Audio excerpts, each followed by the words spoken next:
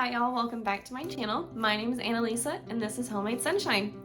So this week I'm going to be showing you all the books that I read for the month of April.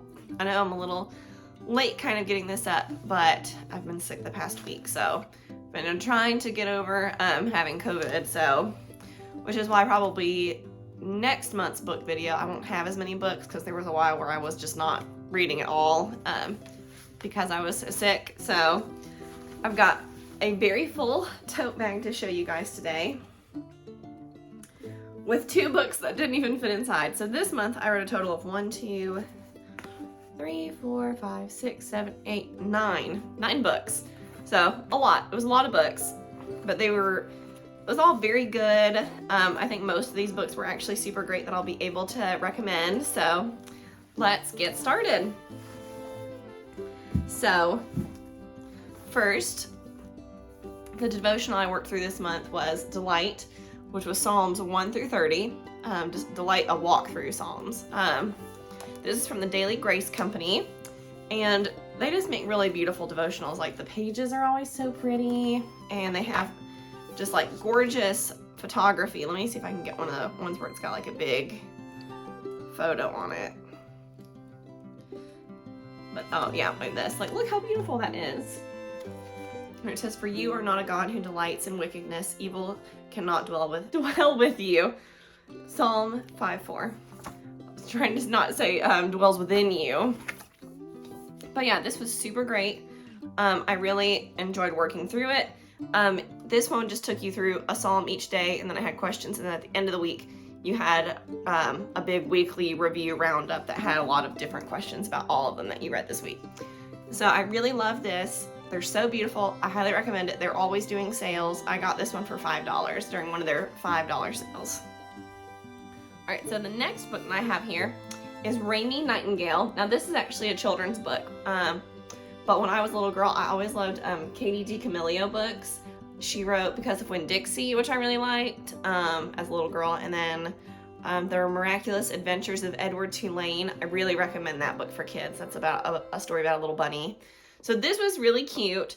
I definitely would recommend this for like older kids. The little girl, the whole like synopsis of what this one little girl is trying to accomplish is that she is trying to win Little Miss Central Florida Tire to get in the newspaper because her father has abandoned their family, and she's hoping that if he sees her in the newspaper that he's going to come back.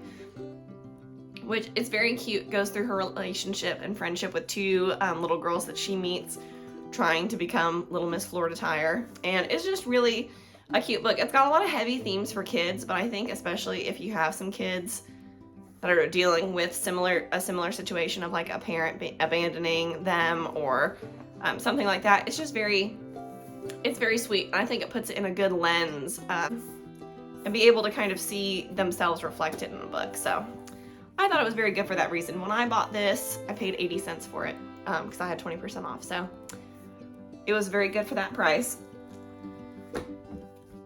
And then the next book is Finn and Lady.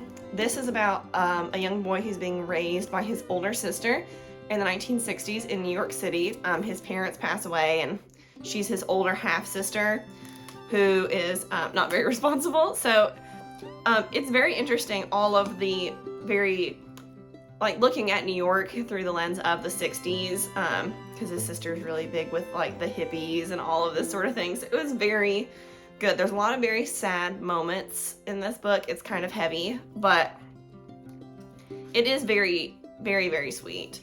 So I really would recommend it. There is talk of abortion and unplanned pregnancy, so if that is going to be disturbing for you to read, I would not read that.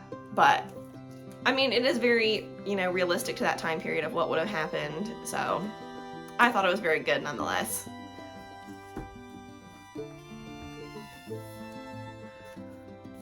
Next was the book The Best Advice I Ever Got on Marriage, compiled by Jim Daly from Focus on the Family. And this was, I would say, pretty good. I think this is better if you've been married longer. For reference, I've been married almost 4 years in August.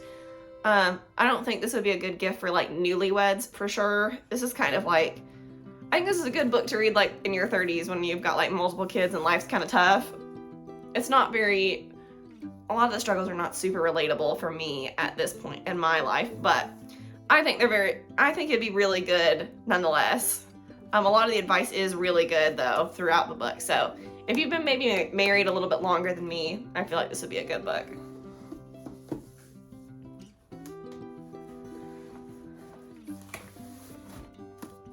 Now this book is Dear Miss Bird. I loved this. This was so good. This is about a young woman in World War II who gets a job writing, doing copy work for a column in a women's magazine, and she starts getting a lot of letters with what Miss Bird would call unpleasantness. She doesn't want to post anything that's, you know, unpleasant, but how there's all these issues that women are struggling with during the war. You know, their husbands are leaving, falling in love with GIs that are coming over from America, like unplanned pregnancies, a lot of just, you know, really difficult, hard things. Their husbands being unfaithful, and kind of talking about how she feels this need to help all these women and how that gets her into a lot of frays, but it ends very nicely. It ends on a very good note, so I would definitely recommend this book.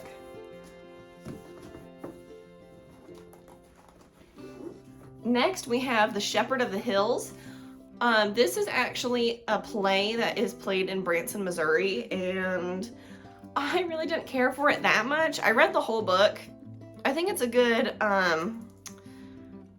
it's about the Ozarks, and I think it's a good representation of a certain time period in the Ozarks and how people lived and that sort of thing, but there is a lot of really, like scary conflict and things like that. There's a lot of like talking about ghosts and metaphysical stuff. When I picked this book, this was the only, like the back cover literally only talked about the pictures that they used from the play at that time, so I kind of went into this book blind, and I don't think it's a bad book. It's just not my favorite, but I did finish it, and it does end pretty well. I think there's a lot of good life lessons in the end, and it does tie back into Christ and, you know, atoning for your sins and, you know, trying to get over some of the things that you have maybe done in your life that were negative and not good, and people really talking about getting back to nature to feel close to God. The Shepherd of the Hills is related to like Jesus being a shepherd. So that is very, you know, it all ties back in with Christ, but there are some parts of it where like they're talking about ghosts and like a spirit haunting the hills and all of that sort of thing. So I don't know. It's a little weird. It was not my favorite. I would not recommend it, but you know, take it with a grain of salt. All right. So the next book is Outrageous Joy, the life-changing, soul-shaking truth about God from women of faith. I loved this. I highly recommend everybody to read it. It's so good. These women are so funny. They have been through a lot of trials in their lives, but it's just great how they really point you back to God through all things, and, you know, talking about living life with outrageous joy. And I think it's just absolutely wonderful. The stories are great. The messages are great. I highly recommend anybody read this, whether you're going through some challenging times in your life or you're going through a period of great happiness. I think this is just an absolutely wonderful, wonderful book to read.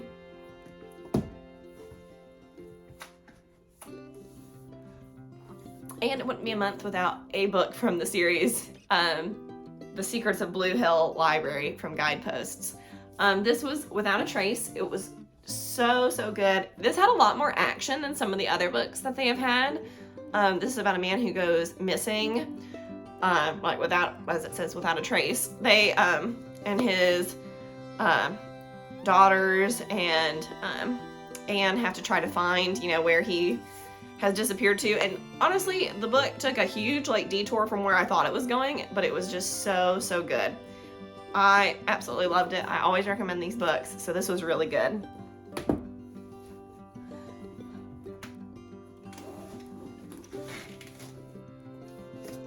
And then last but not least is The Lost Manuscript. This was really good. This is about a woman who finds a book in her hotel, and it is her quest to try to find out. You can tell the book was written by 2 different people, and her quest to find the author and to figure out who wrote the rest of the script. It like goes back and forth of like different people all across the world. It ends up being finding this book and what the book really meant to them. It's very good, very sweet. There are some issues. There's a woman who has to give her baby up for adoption. There's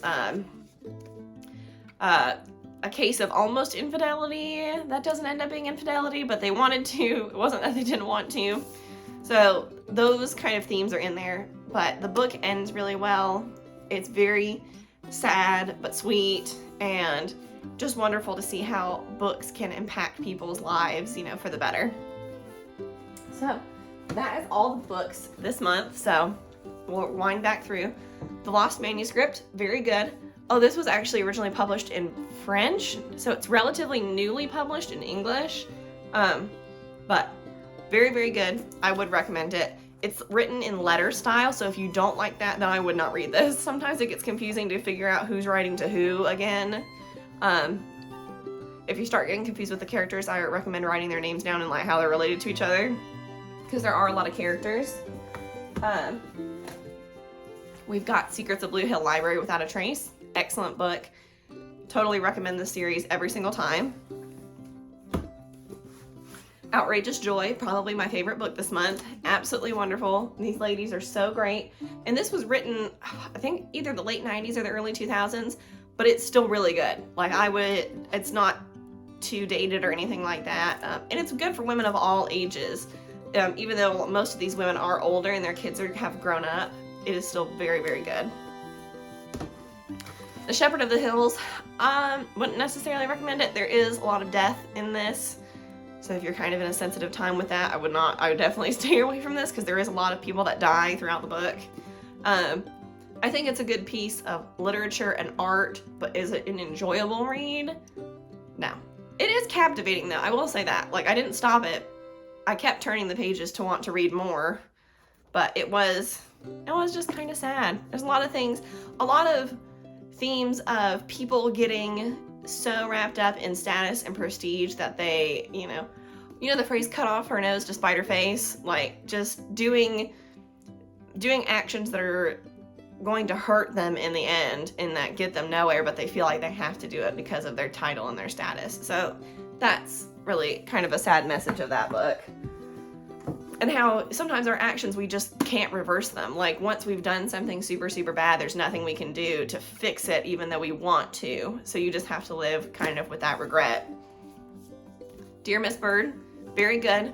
Also has some really sad parts. It is during World War II. People do die. So that is kind of a sad, challenging part of it.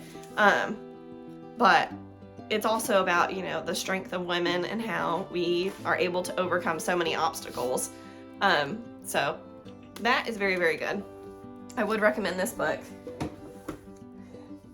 Rainy Nightingale, I would recommend this. I do love Katie DiCamillo. A lot of this is like, I would say it's almost semi-autobiographical of her own life. Like, it's a fictionalized story, but like, she was a very sickly child, and one of the children is very sickly in this book. Her family moved and her father never joined them, so she also had issues of abandonment. So if those kind of themes are going to make you sad, I wouldn't read it. But I think for somebody who their children or you yourself are working through abandonment issues, I think this would be a very good book to kind of wrestle with those feelings and emotions. And then we've got The Best Advice I Ever Got on Marriage. This is great if your marriage is going through kind of a rough patch. I think it's better for people that are a little bit further along in their marriage than I am at this point. Like, if you've got kids or you've been married like 10 plus years, I think this is a better book for that age group than myself. We've got Finn and Lee, which was very good. There's definitely a lot of there's some drug references and, premarital sex, and a lot of things that, like, what do you associate the 60s and hippies with? If whatever you can think of in your mind, that's in this book. So some of that is a little controversial, but it's really sweet to see the love of Lady, which is the older sister's name, and her younger brother Finn, and a lot of the, you know, emotions that go behind somebody who's having to now raise a younger half sibling that they barely know. She doesn't know her own self, and all of the struggles there in between of those issues, and of being a young woman in the 60s who doesn't want to get married, doesn't want to follow a traditional path, and she can't figure out why. But how she ultimately does find happiness. So that is very good. And then last is this devotional from Daily Grace Company, Delight. It was very good.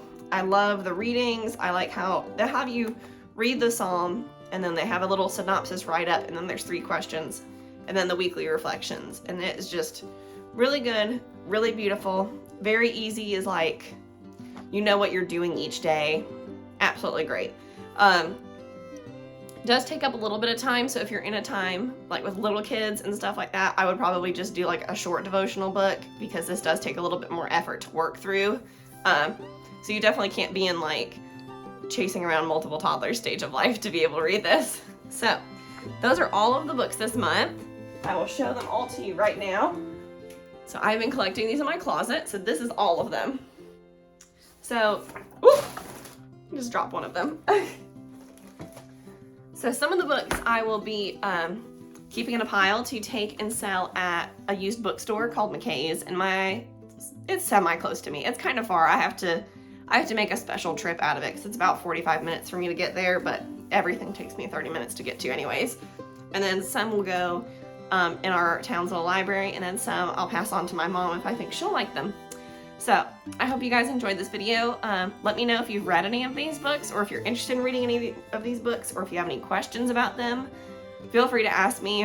I would love to be able to answer any questions, especially if you're worried is a book going to have any certain themes or issues in it that you know might not be good for your heart and your own journey. So I will see you guys next week. Bye.